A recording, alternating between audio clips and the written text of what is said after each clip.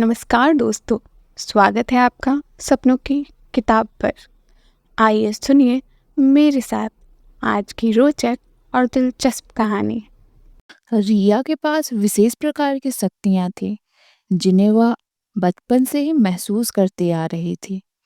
उसकी यह ताकतें और आंतरिक सेंसिटिविटी उसे भूत प्रेत, आत्माएं और असाधारण घटनाओं का अनुभव कराती थी। उसने बचपन में कई बार अजीब घटनाओं को महसूस किया था, जैसे कि किसी कमरे में अजनबी की उपस्थिति या फिर अचानक हवा का ठंडा होना। उसे पता था कि वह किसी और की दृष्टि से सामान्य नहीं है, और यह शक्तियाँ उसे धीरे धीरे जीवन के हर पहलुओं में अनुभव होने लगी।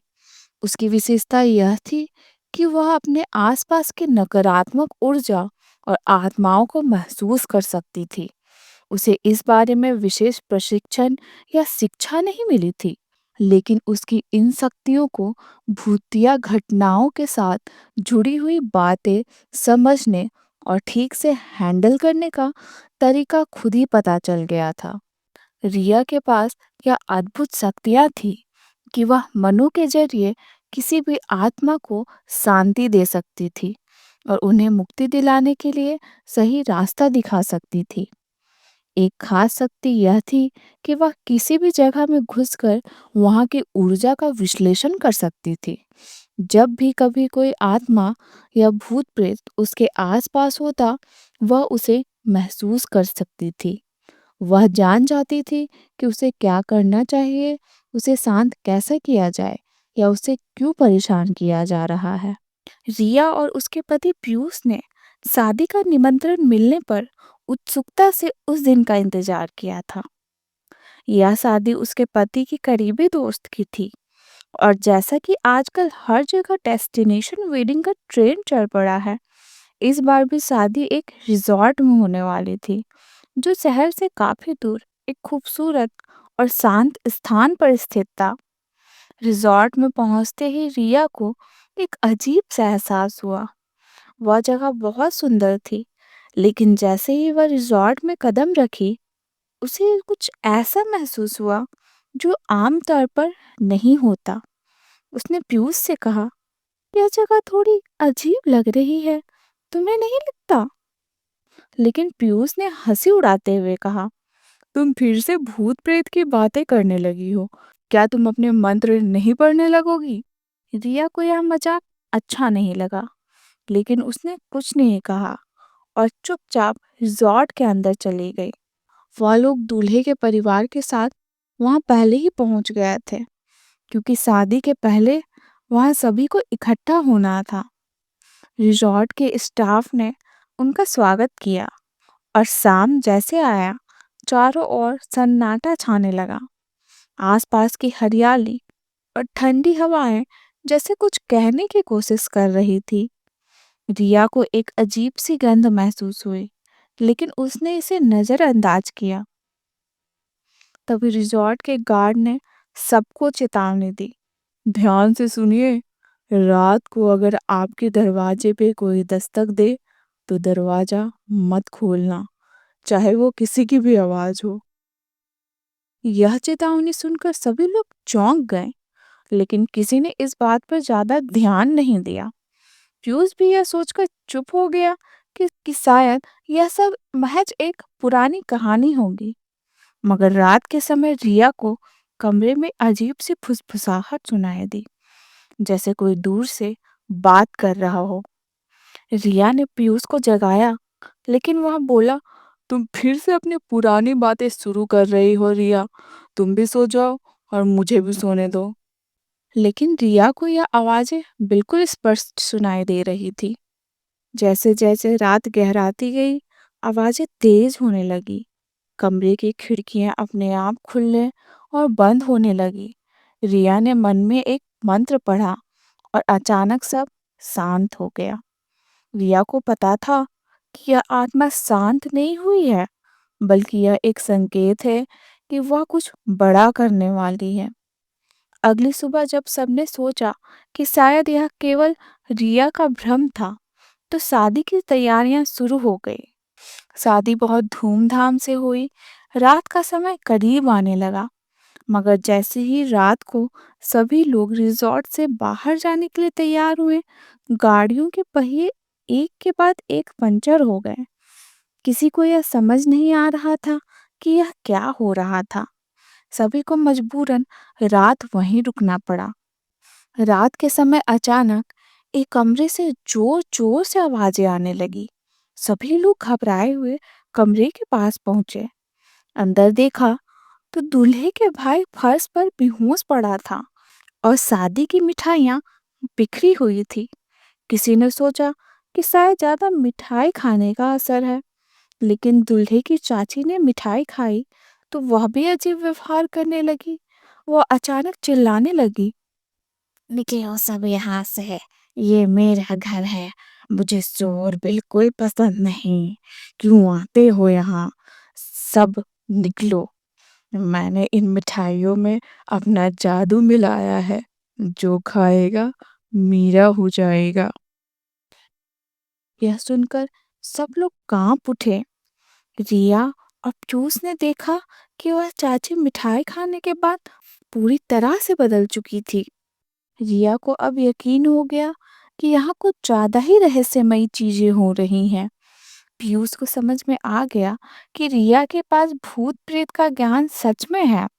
उसने रिया से कहा, तुमने कहा था, लेकिन मुझे अब यकीन हो गया है कि कुछ तो है। यह सब देखकर लोग डर गए थे, लेकिन रिया ने हिम्मत दिखाई। उसने गार्ड से पूछा कि यह आत्मा किसकी है। गार्ड ने बताया कि यह आत्मा पास के एक गांव की लड़की की है, जिसका नाम कविता था। कविता को एक लड़के से प्यार था, लेकिन वह लड़का किसी और से प्यार करता था। उसी लड़के ने इस रिजॉर्ट में शादी की। जब कविता को यह पता चला तो उसने उसी रिजॉर्ट में आत्महत्या कर ली। तब से वो यहीं रहती है और इसे अपना घर मानती है। रिया और पीयूष ने निर्णय लिया कि वे इस आत्मा को शांति दिलाने के लिए उस गांव में जाएंगे।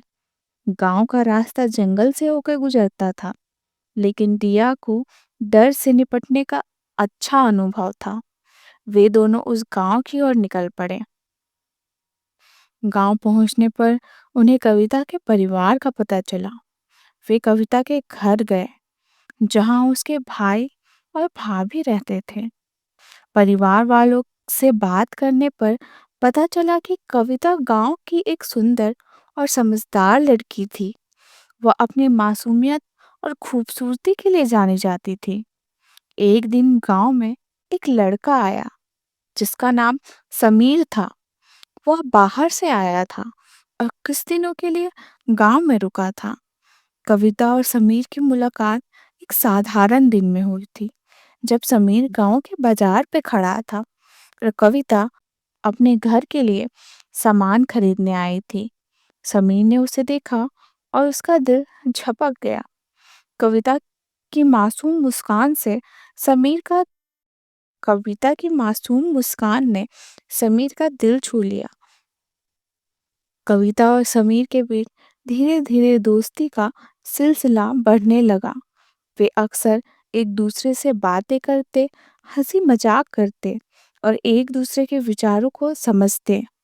कविता ने समीर से अपने दिल की बात नहीं की, लेकिन समीर ने उसे कभी आश्वासन नहीं दिया। कविता को यह लगा कि समीर भी उससे प्यार करता है, लेकिन वह किसी और से प्यार करता था। समीर की आंखों में कविता के लिए कोई विशेष भावनाएं नहीं थी। कविता के दिल में उसकी उम्मीदें टूटने लगी। वह महसूस करने लगी कि समीर कभी उसका नहीं हो सकता। फिर एक दिन समीर ने एक लड़की से शादी करने का फैसला किया और शादी के लिए उसी रिजॉर्ट का चयन किया, जहां कविता और समीर की कुछ यादें बसी हुई थी। यह सुनकर कविता का दिल चूर चूर हो गया। उसने अपने आप को यह समझाया कि अगर वह समीर को अपनी जिंदगी में नहीं पा सकती, तो उसकी जिंदगी का कोई अर्थ नहीं है। उसी रिजॉर्ट के पास जाकर उसने खुद को खत्म करने का फैसला किया। उसने चुपके से अपने प्रेम के दर्द को अपने दिल में छिपाते हुए आत्महत्या कर ली। वह रस्सी से लटकी हुई पाई गई और उसकी आत्मा उसी रिजॉर्ट में बंद गई जहां उसकी आखिरी ख्वाहिश अधूरी रह गई थी। समीर और कोई नहीं बल्कि दूल्हे के पिताजी हैं।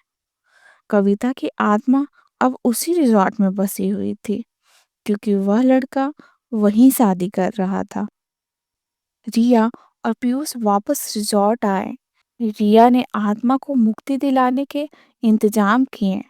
रिया ने अपनी शक्तियों को महसूस करते हुए उस आत्मा से बात करने की कोशिश की। मुझे पता है तुम कौन हो। रिया ने आवाज में शांति रखने की कोशिश की। वह आत्मा बोली, अच्छी बात है और मुझे ये पता है कि तुम मुझे मुक्ति दिला सकती हो। मैं यहाँ नहीं रहना चाहती, लेकिन मुझे शांति नहीं मिल रही।